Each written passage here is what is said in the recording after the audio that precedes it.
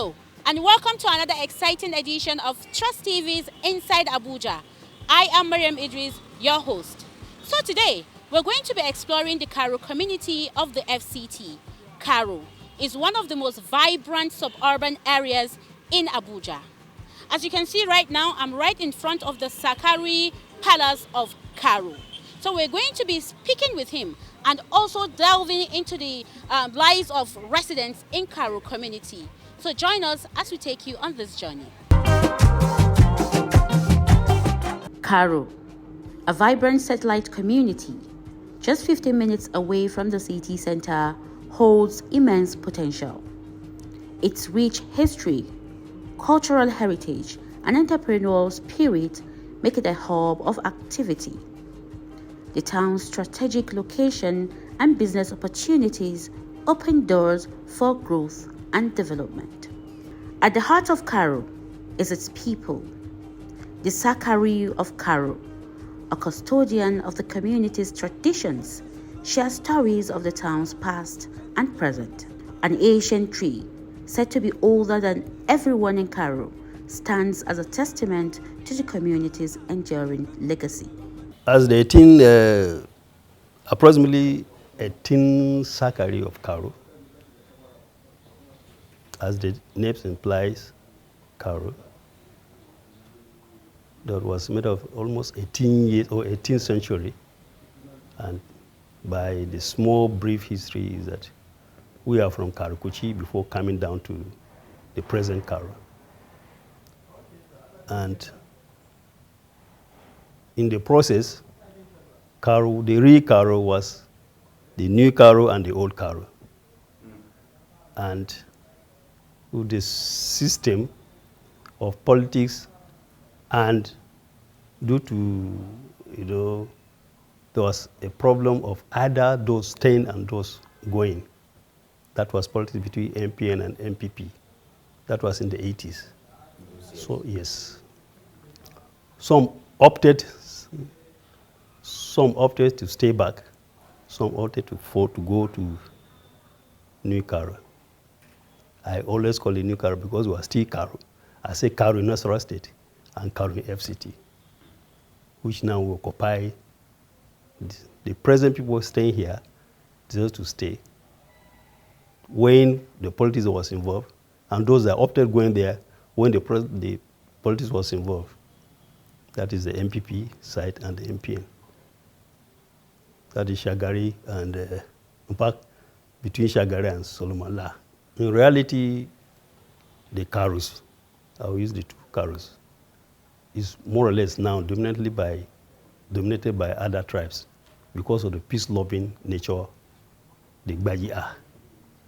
That is why anywhere you go, where there are Gbajis, there's always peace. And because they don't want problem, you always see as being displayed. Where there's peace, that's where we go. And if you check all around, the Gbaji settlements are always the most peaceful settlements, and we always accommodate anybody who are peace loving. We are peaceful people. That's why I found that all of us that are Gbaji, nobody wants trouble. Do you know that a Gbaji man may decide to live where he's staying for the comfort of others? Karus are Karu. The people that went to New Karu, that is, I'll say Karu in Nasarawa State, opted going there. And the few that stayed opted staying. So there are two Karus, one in Nasarawa State, one in Abuja. The one in Abuja is the one that gave birth to that of Nasarawa State. So you find out that even in some places, even in Kurudu, they have Kurudu in Nasarawa State. It's those who opted to leave Kurudu to Nasarawa State. There are even some Karishi. If you go, there's another new Karishi. The same thing happened. You see, the politics that was played, that was the cause of, that was the cause of Karu in Nasarawa, Karishi in Nasarawa, Kurudu in Nasarawa. Go Nasarawa State, you see so many other namesake from FCT. This is Karu by name. But if you go to Orozo axis, Before reaching Orozo, that bridge, that's Karu Kingdom. If you go like this, if you go to Karu side, that hill there is Karu. There's one Karukuchi, which that's where we were before our parents or our grandfathers moved down to, because that place was a hilly place. You know, during the war, you are afraid of being captured by other tribe. Or during, is it the jihad? I don't know. That was why when peace started reigning, they came down to listen. And if you go to the Old Chief Palace, that is the first settlement of Karu. If you go there, Old Chief Palace, you see one big mango tree. That's the Old Chief Palace. If you are going through primary health care, you understand? You see one big mango tree there. That mango tree is older than any other person in Karu. That is the first settlement. And there we used to observe these traditional rites. We have some things like the jibaji, the, how do you call it? Jibaji. In fact, many sort of traditional this and that. Even when there's even no rain, we go there and do this and rain will fall. But now it's no more because Christianity or religion has taken over everything. They don't believe if you do that, they'll say, this one, don't go ritual. You have started practicing out of what is expected from religion. Oh, my motivation is I am someone who loves peace too much. I'm in love with peace. What we look for here is the peaceful atmosphere of Karu. So with the demise of my preceptor, I decided to go ahead and do what is expected.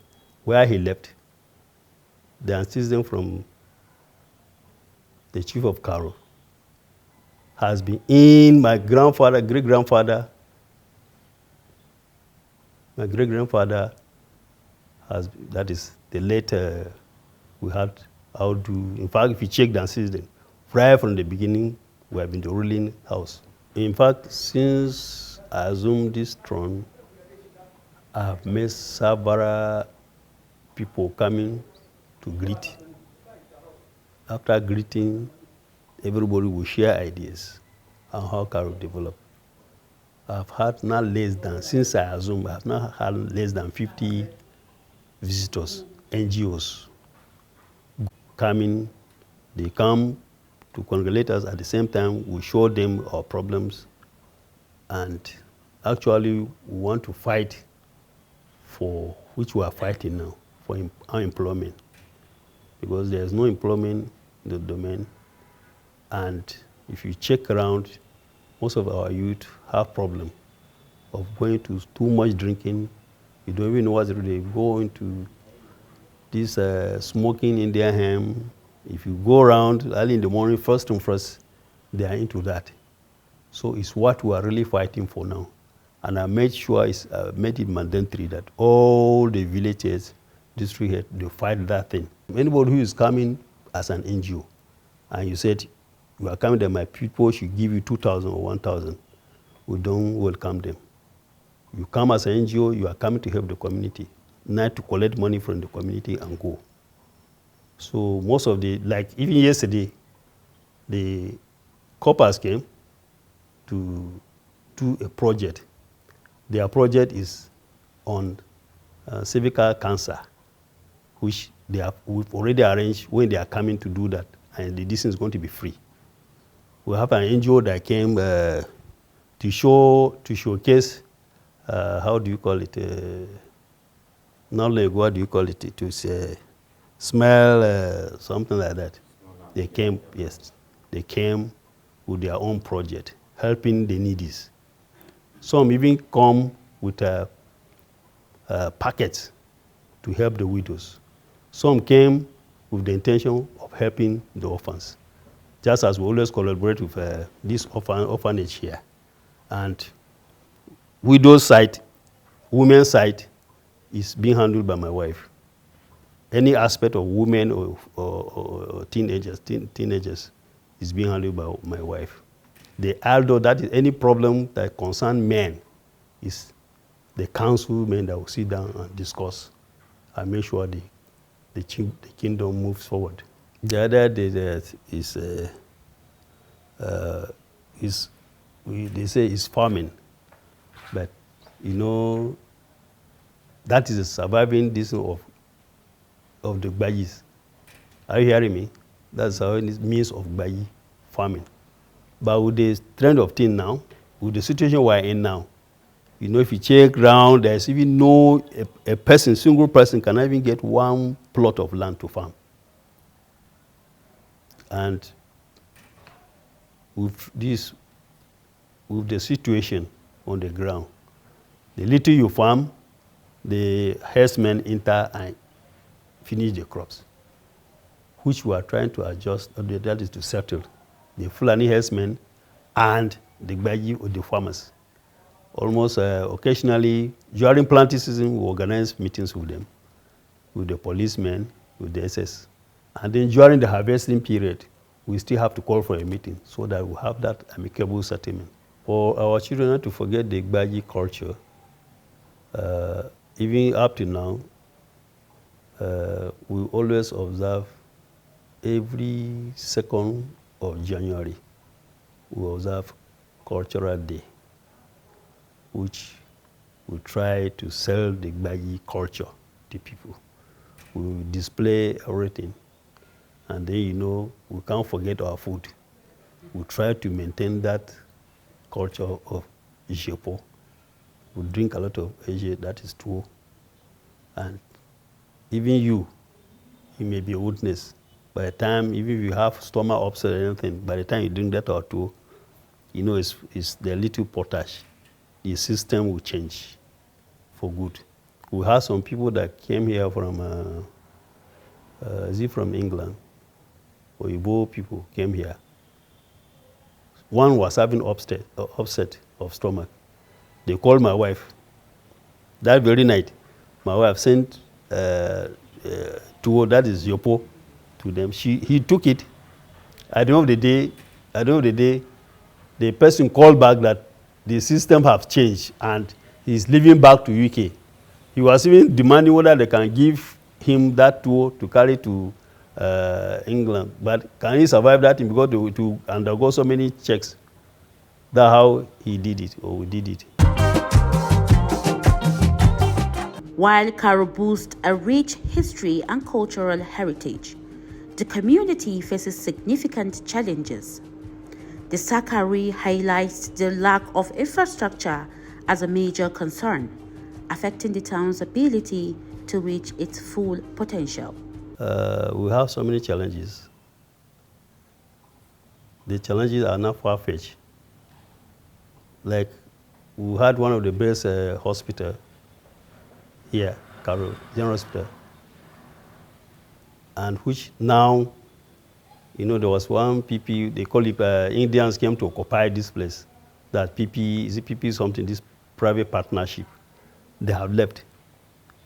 And it's being reduced, though we still have psychiatric hospital and we're still running, but that place is supposed to be a 250-bed hospital, which can even accommodate all this chiefdom. So the whole chiefdom is supposed to rely on this one. But unfortunately, it's not being utilized because the Chinese came to occupy that place, which was beyond an ordinary man's. When they give you bill, you not even pay. You even prefer to abandon the sick person and go on. It was even meant for those who are rich. So it has turned to a security threat since they vacated the place, which we are trying to fight to make sure that we have people there, especially when security agencies come, that they want a place to stay. We'll give them just to protect us security-wise. And security-wise, we're opportune, we're happy because the security agencies here, most of the EFCC, the NIA, the road safety, the civil defense, we try to give them that accommodation. That is what is giving us a little peace in Karu. Then when you come to education, we have that problem because, you know, if you go to Nasarawa State, the Maraba itself is even more than enough to even take over our schools here. Because we check there are no schools there. No government schools in Nasarawa State, except maybe that one, is it also something there, which that's the only government school there. The remaining ones, they come here and disturb us here. The little we have here, if you come here, the influence of the children from Maraba has taken over our schools here. And there are people who, they are so stubborn, they jump fence, come and misbehave. Some of them, they don't even go to school, they come and enter the school, disrupt the school activities. If you come here in the afternoon, when they're on break, you see that problem they are observing here. From inside of me, we should promote peace. And that is why, if you check, Karu is dominantly being occupied by other tribes. If you check us, even now within the village, there are other tribes, uncountable, that in fact Karu himself is in Nigeria. Because if you check around, there's no tribe you now find in Karu. And there's nobody who has stayed in Karu that will regret staying in Karu. Most of the people that have come, they always said, I want to stay, I want to stay. But you know, there are no places because Karu is fully occupied. So, but because of the largeness of the kingdom, you find that in Karu itself, someone will stay in Jikwe, he will say, I'm in Karu. He will stay in Bagarapi, he will stay in Karu. You know, Karu still go to Bagarapi, but the only place to identify is Karu. So that is why you find that most of the people, we have TV, we have Yoruba, we have Igbos, we have other tribes, uncountable. Because why? Because of the peaceful existence of Karu itself.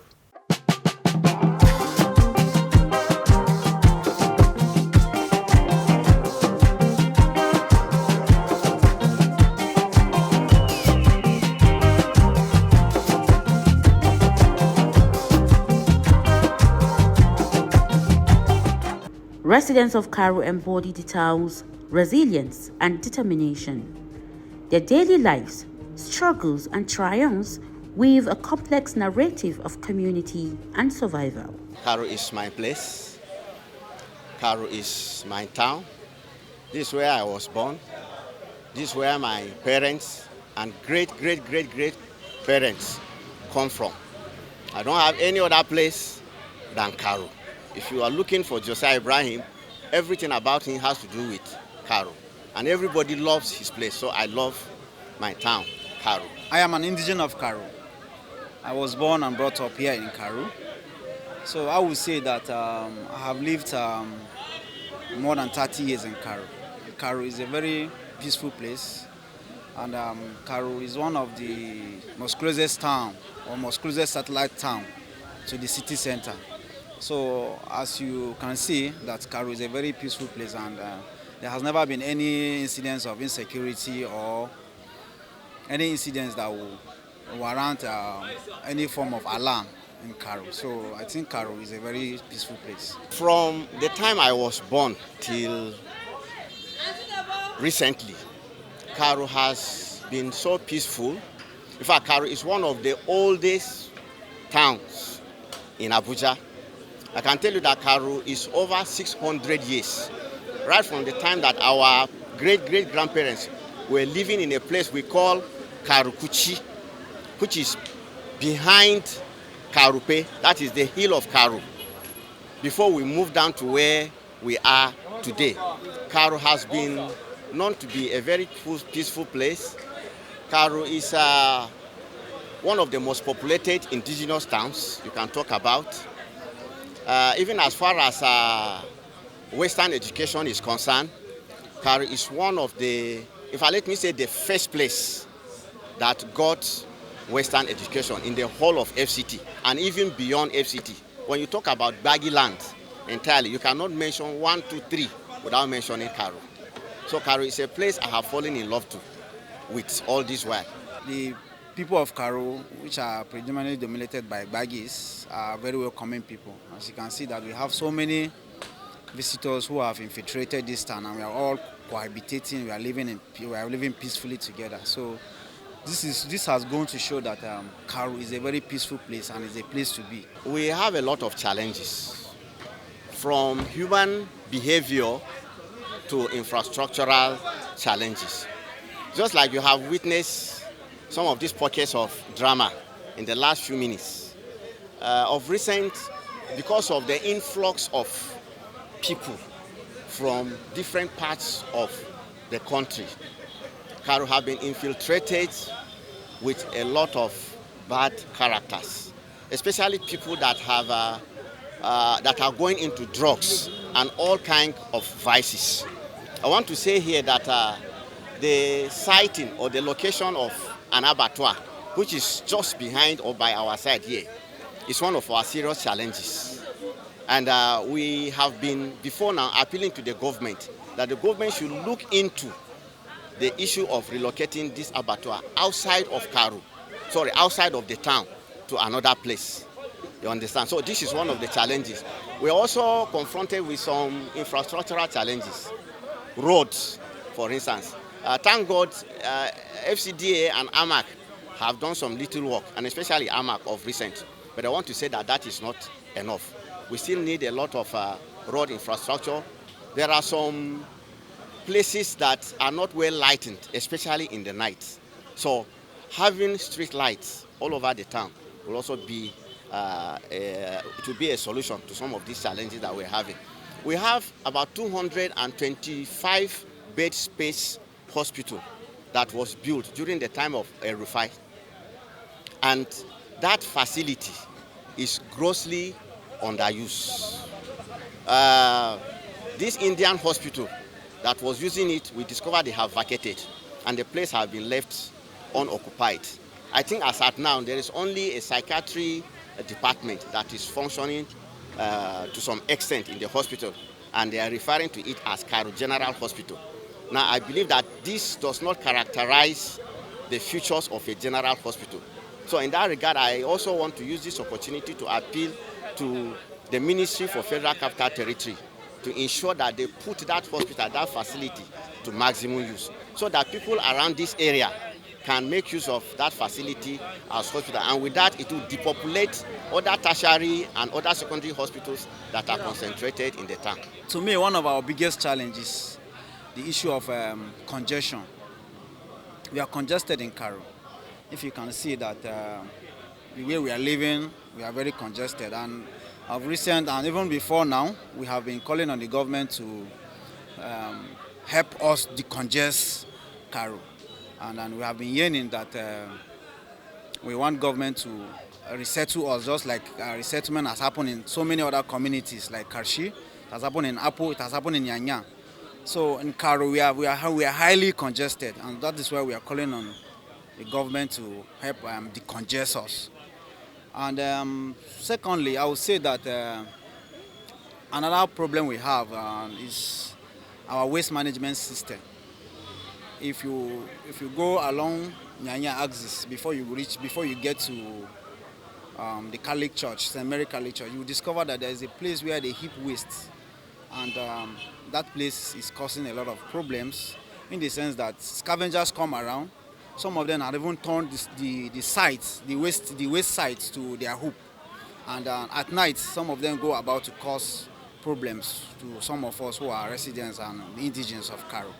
So we want government to look at that place and see what they can do, because in the nearest future, some of these scavengers might infiltrate us and to cause a lot of insecurities for us.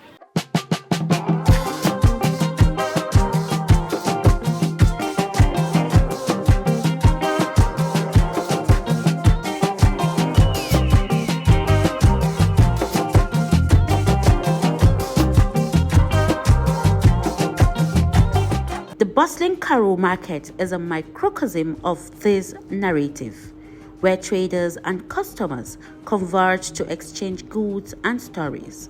Traders who call the market home. Their experiences and perspectives offer a glimpse into the market's dynamics and the community's economic heartbeat. From the vibrant stalls to the lively atmosphere, the Karu market is a reflection of the community's spirit. We really appreciate God Almighty that this far there is a lot of challenge, but with the help of Abuja Municipal Area Council Chairman, and at any time we present our issue to him. He's a kind of somebody that give the eye listener to the traders. So he always listen to us, and we appreciate his well of governance. Muna jin daɗi ta wajen yadda muke gudanar da harkokinmu, alhamdulillah, amma akwai ƙalubalen da muke fuskanta na game da matsalolin wuraren zama a cikin kasuwan Karu. Sakamakon tun lokacin da ibtila'in gobara ya faru da mu da sauransu, to wasu suna da guraren da suke zama, wasu kuma ba su da shi. Inda kake zaune kake ɗan neman abinci, dama can firari ne, lokaci guda za a zo ka ce ka tashi. To abin da muke bukata shine a sama mana yiwuwar zama guri guda. In Allah ya so mutum ya samu, to zai tsira da mutuncin kansa da sauran wasu ma wanda suka dogara a hannunsa. To amma a yanzu gaskiya ba mu da guri, kuma ba mu da yadda muke. Muna da zama mu dan lokaci wanda za a zo a tashi mu lokaci kada ce mu tashi mu tafi. To in muka tashi sai dai mu lalumo wani gurin mun zauna nan ma zuwa ce ba gurin da za mu zauna bane mu tashi, saboda ba mu da gurin zama. To amma hakan nan dai muke dan samun abin da zamu ci da mu da sauran iyalai da yan uwa da suke karkashin mu.